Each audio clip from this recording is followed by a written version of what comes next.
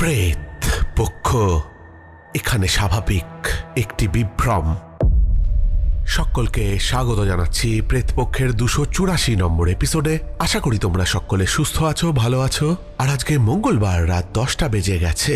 তোমরা সকলে হেডফোন কানে লাগিয়ে প্রস্তুত হয়ে গেছো ভয় পাওয়ার জন্যে। আজকের এপিসোডে থাকবে দুটো ঘটনা।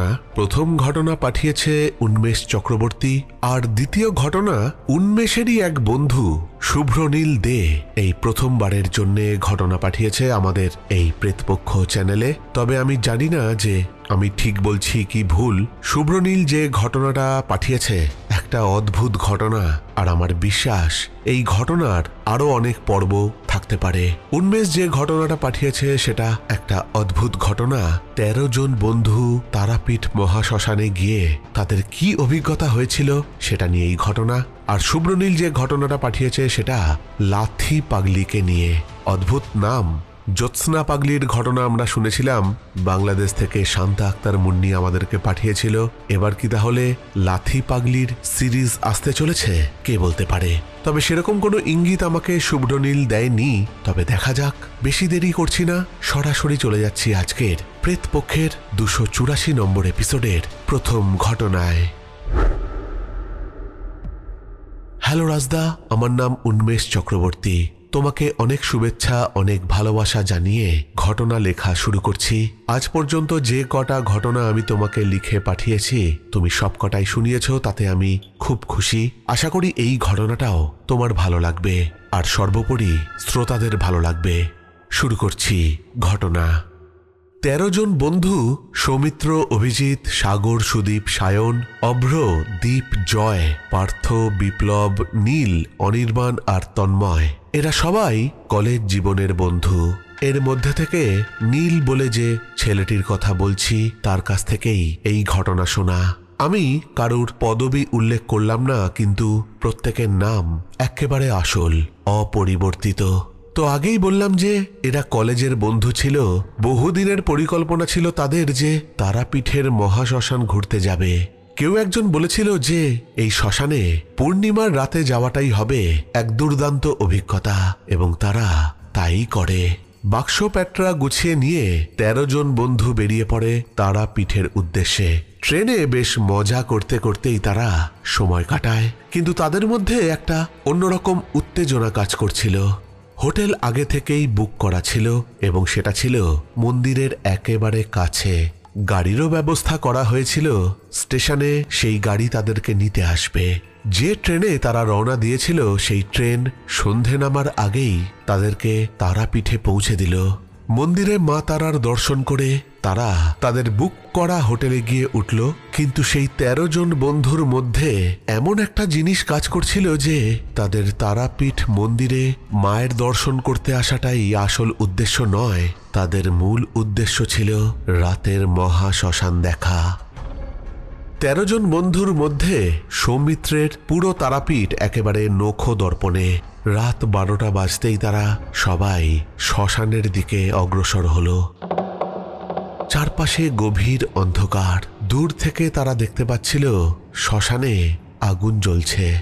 রাস্তায় যাওয়ার পথে স্থানীয় এক ভদ্রলোক তাদের সবাইকে জিজ্ঞাসা করল, এত রাতে কোথায় যাওয়া হচ্ছে? তারা সকলে বলল যে তারা শ্মশানে যাচ্ছে।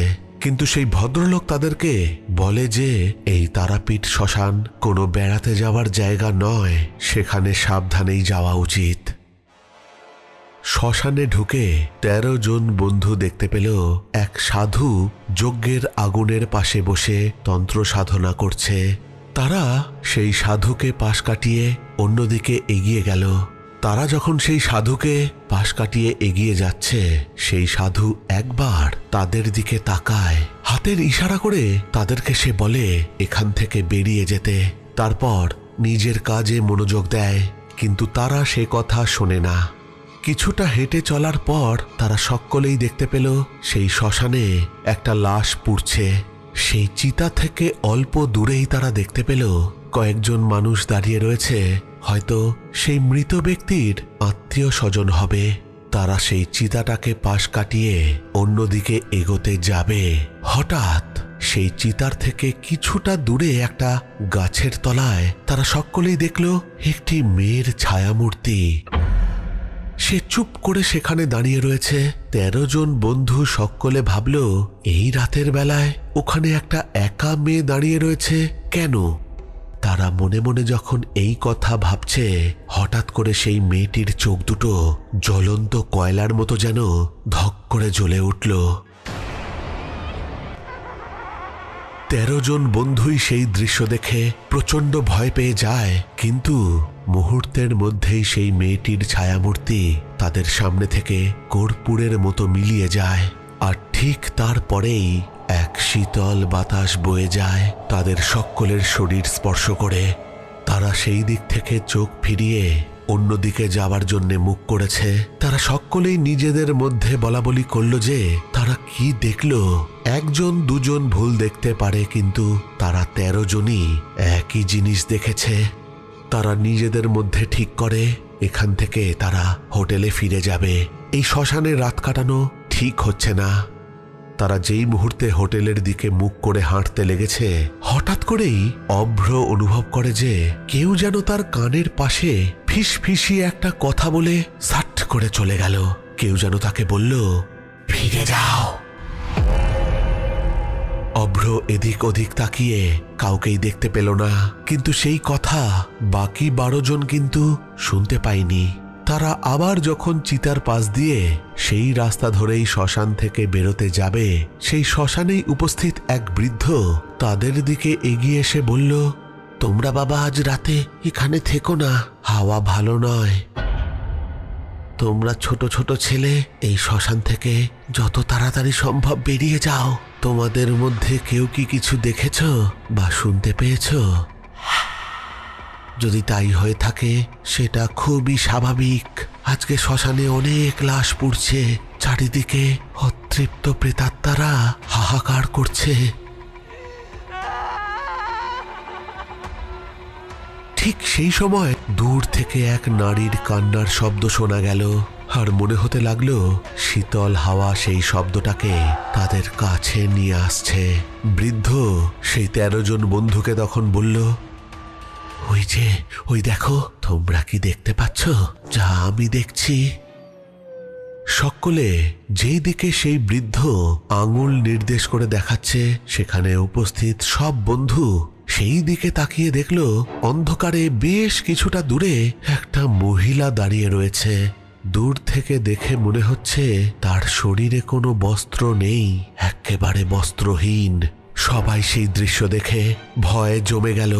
সেই বৃদ্ধ তখন তাদেরকে বলল, যাও বাবা যাও, তোমরা বাড়ি ফিরে যাও, এখানে আর থেকো না। 13 জন বন্ধু সেই মুহূর্তে ভয়ে কাঁপতে কাঁপতে হোটেলে ফিরে আসে।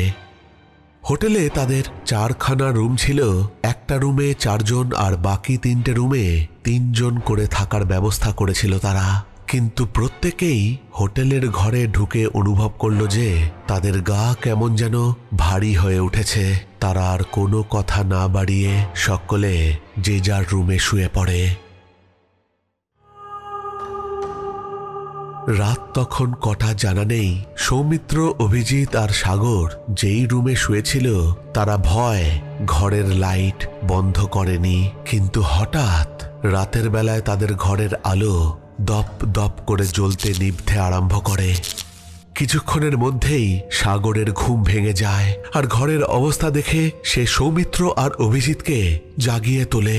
তারা লাইটের দিকে তাকিয়ে দেখে সেই লাইট জ্বলছে আর নিভছে, কিন্তু যখনই সেই লাইটটা জ্বলছে তারা অনুভব করে যে তাদের ঘরেতে রাখা সমস্ত জিনিস যেন কেউ ওল ঢাল করে দিয়েছে।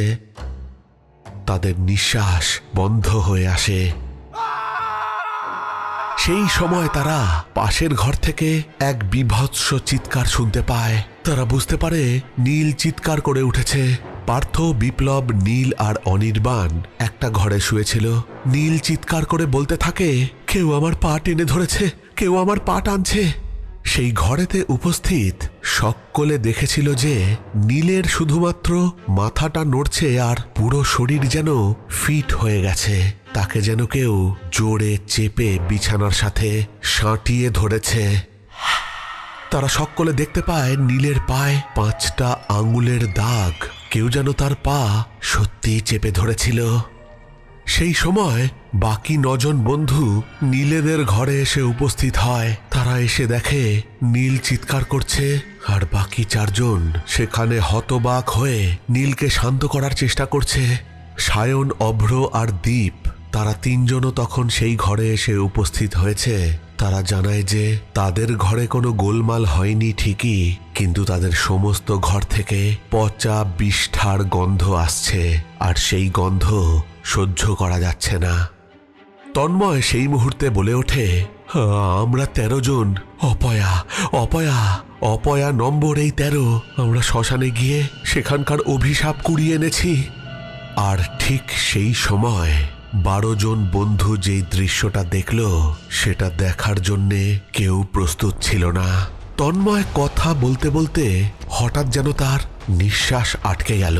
সে নিজের গলা চেপে ধরেছে, কিন্তু মুহূর্তের মধ্যেই বাকি বন্ধুরা বুঝতে পারল যে সে নিজে নয়, কোনো এক অদৃশ্য শক্তি তার গলা চেপে ধরেছে, আর তন্ময় সেটাকে ছাড়াবার চেষ্টা করছে।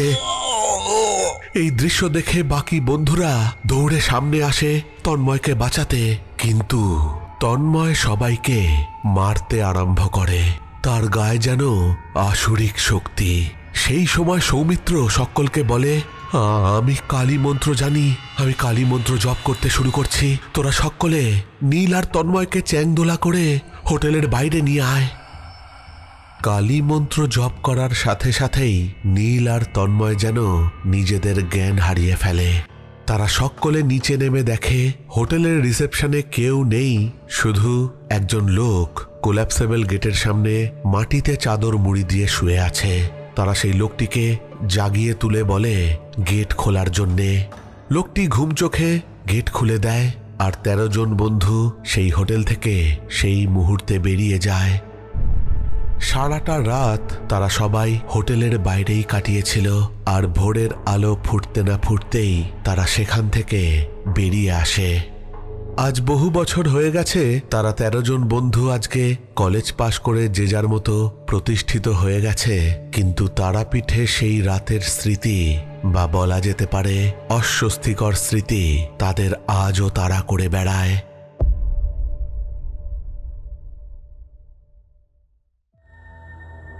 প্রেত পক্ষ এখানে স্বাভাবিক একটি বিভ্রম।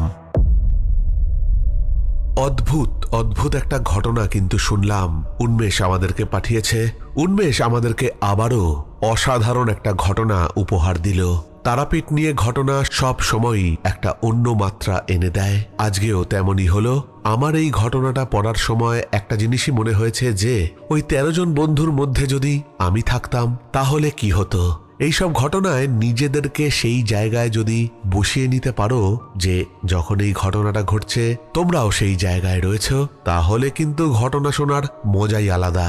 অবশ্যই জানিও যে কেমন লাগলো ঘটনাটা।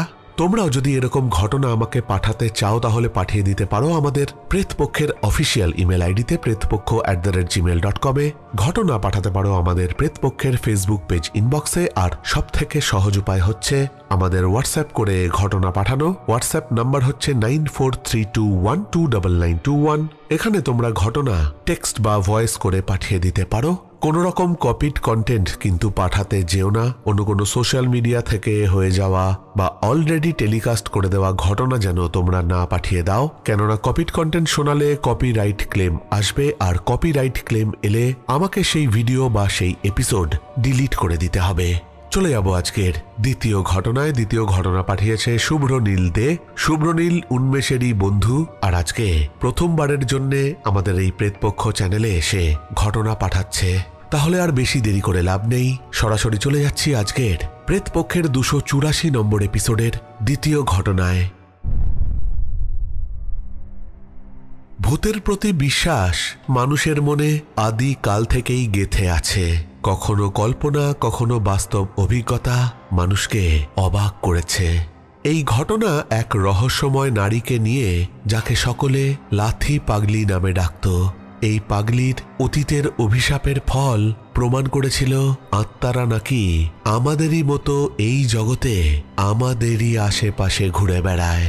যাদের মুক্তি ঘটেনি সেই সব অতৃপ্ত প্রেতাত্মারা ঊর্ধ্ব লোকে গমন না করতে পেরে আমাদের মধ্যেই থেকে গেছে। লাথি পাগলির আসল নাম কেউ জানত না। ছোটবেলা থেকেই সে ছিল কেমন যেন অস্বাভাবিক। অকারণে রাস্তায় চিৎকার করত, রাতে নির্জন রাস্তায় দৌড়াতো, কখনো কখনো নিজের সঙ্গেই কথা বলতো।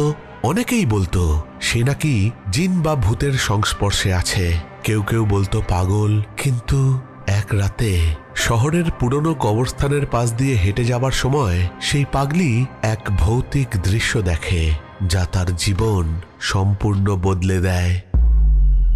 পুরনো কবরস্থানের পাশ দিয়ে হেঁটে যাওয়ার সময় সে দেখতে পায় এক নারী মূর্তি কবরখানার ভেতর থেকে তারই দিকে হেঁটে আসছে। পাগলি তাকে চিনতে পারে না, কিন্তু সে যখন একেবারে তার 10 হাত দূরে এসে দাঁড়ায় সে দেখতে পায় সে আর কেউ নয়, সেই দাঁড়িয়ে রয়েছে। সেই মহিলাকে অবিকল তারই মতো দেখতে। সেই মহিলা তার দিকে তাকিয়ে এক পৈশাচিক হাসি হাসে, আর সেই পাগলি সেখানেই অজ্ঞান হয়ে পড়ে যায়। এই ঘটনা সে সবাইকে বিকৃত কণ্ঠে শোনাতো, কিন্তু কেউ তার কথায় বিশ্বাস করত না। পাগলি এমনও বলেছিল অনেককে যে তার ছোটবেলা কেটেছিল এক অভিশপ্ত বাড়িতে। সেই বাড়িতে ছিল একটা গভীর কুয়ো যেটা কেউ ব্যবহার করত না। অবশ্যই লাথি পাগলির পরিবার সেই বাড়িতে ভাড়া থাকতো।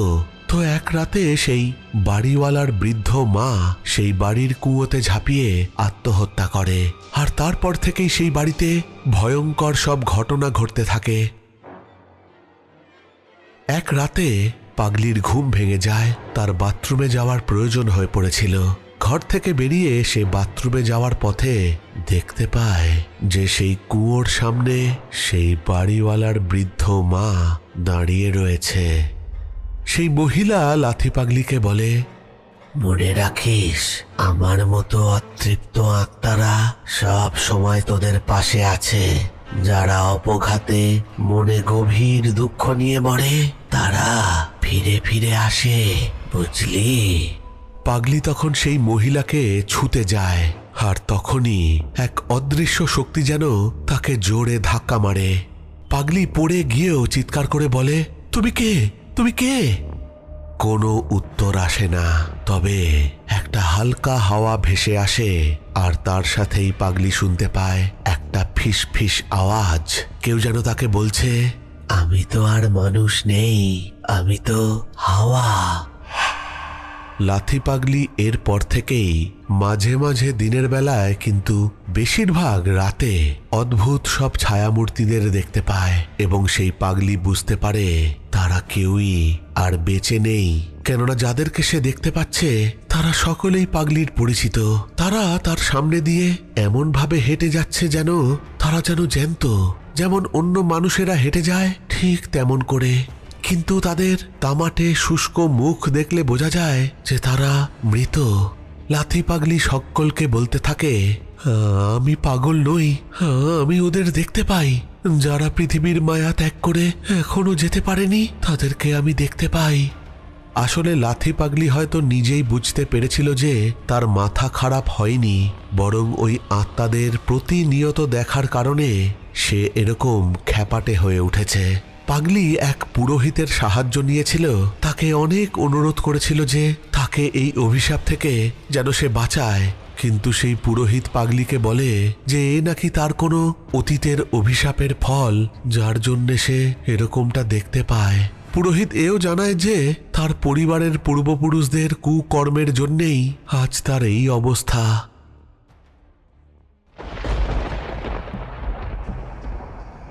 একদিন সেই লাথি পাগলি প্রচণ্ড এক ঝোড়ো রাতে রাস্তা দিয়ে আনমনে হেঁটে যাচ্ছে। ঠিক তখনই পাড়ারই এক মহিলা, যে কিনা কয়েক মাস আগেই তার ছোট মেয়েটিকে হারিয়েছে, সেও সেই সময় পাগলির পাশ দিয়ে হেঁটে যাচ্ছিল। পাগলি তখন সেই মহিলাকে ডেকে বলে, ও মেয়ে, ওই রাস্তায় যেও না, ও তোমার মেয়ে ওখানে দাঁড়িয়ে রয়েছে। তার আত্মা এখন এখনো মুক্তি পায়নি। ও তোমাকে দেখা দেবে, তুমি ভয় পাবে, তোমার প্রাণও যেতে পারে। আসলে তোমার তো দোষ হবে না। তুমি যদি তোমার মৃত মেয়েকে হঠাৎ করে দেখতে পাও তাহলে তো ভয় পাবেই, তাই না? সেই মহিলা পাগলিকে হ্যাট হ্যাট করে সরিয়ে দেয়, কিন্তু সেই রাস্তা দিয়ে হেঁটে যাওয়ার পর সেই মহিলা হঠাৎ একটা জোরে চিৎকার করে। পাগলি সেই সময় দৌড়ে গিয়েছিল সেই মহিলার কাছে। তার চিৎকারের আওয়াজে আশেপাশের লোকজন সেখানে এসে জড়ো হয়েছিল। সেই লোকেরা এসে পাগলিকে দেখেই তারা বলে, এই এই পাগলি, যা যা এখান থেকে। কিন্তু সেই মহিলা পাগলির দিকে আঙুল নির্দেশ করে বলে, ও ও বলেছিল আমার মেয়ে এখানে দাঁড়িয়ে থাকবে, আমি আমার মেয়েকে দেখেছি এইখানে। সেখানে উপস্থিত সকলে সেই মহিলাকে বলে, কি পাগলের মতো কথা বলছেন? আরে আপনার মেয়ে তো অ্যাক্সিডেন্টে মারা গেছে, সে কিভাবে ফিরে আসবে? লাথি পাগলি তখন ফিরে এসে সকলকে জানায়, আসলে ওনার মেয়ে ওনাকে বলতে চায় যে মা, তুমি সেদিন আমার হাতটা যদি চেপে ধরে রাখতে তাহলে আমি তোমার হাত ছাড়িয়ে যেতাম না, আর সেই দ্রুতগামী গাড়ি এসে আমাকে ধাক্কাও দিত না। কি জোরে ধাক্কা দিয়েছিল বলো, আমার শরীরটা পুরো দু টুকরো হয়ে গিয়েছিল, নাড়ি ভুড়ি সব ছিটিয়ে পড়েছিল রাস্তায়। মা, তুমি আমাকে ধরে তো রাখতে পারতে বলো।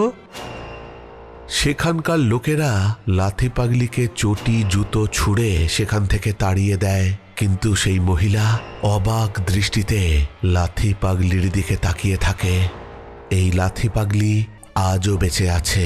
যদি এমনই কোনো ঘটনা আবারও পাই তাহলে অবশ্যই লাথি পাগলির দ্বিতীয় পর্ব নিয়ে আবার ফিরে আসব।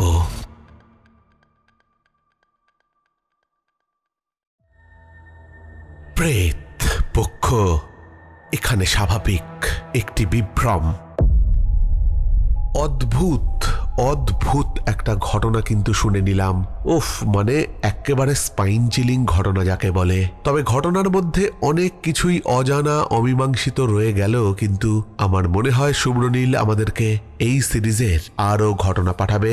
মানে একটা সিরিজ হতে চলেছে আর কি, এখনই তো বলতে পারবো না সিরিজ, কেননা একটাই ঘটনা এসছে। কিন্তু শুভ্রনীলকে অনুরোধ করব যে সে যদি পায় এই লাথি পাগলির আরো ঘটনা তাহলে সে অবিলম্বে যেন আমাদেরকে পাঠিয়ে দেয়।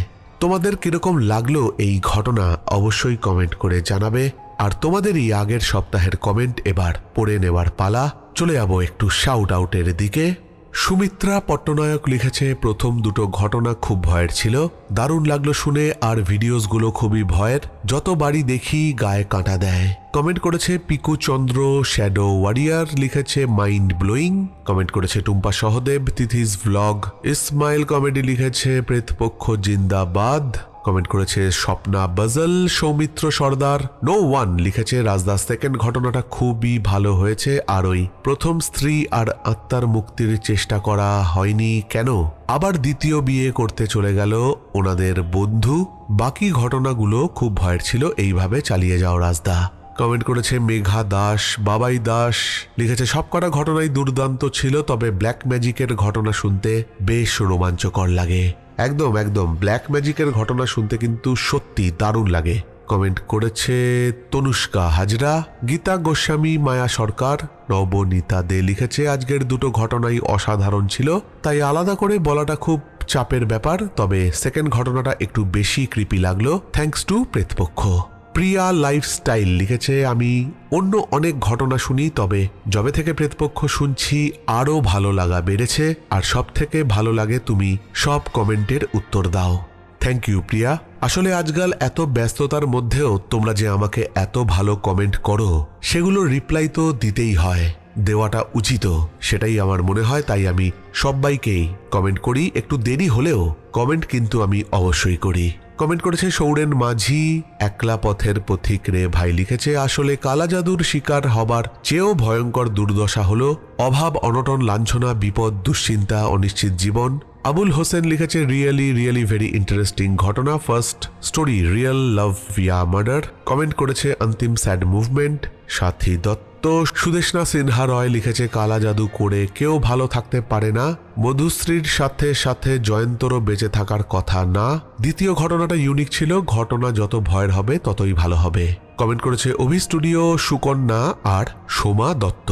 এই সব কটা কমেন্টই এসছে কালা জাদুর মাধ্যমে প্রেমিকাকে হাসিল ও বিয়ে করার ঘটনা প্রেতপক্ষের 282 নম্বর এপিসোডকে উদ্দেশ্য করে। তাহলে আজকের মতো এখানেই শেষ করছি। ফিরে আসবো পরের সপ্তাহে নতুন কোনো ঘটনা নিয়ে। ততক্ষণের জন্য তোমরা সকলে ভালো থেকো। Love you all. টাটা।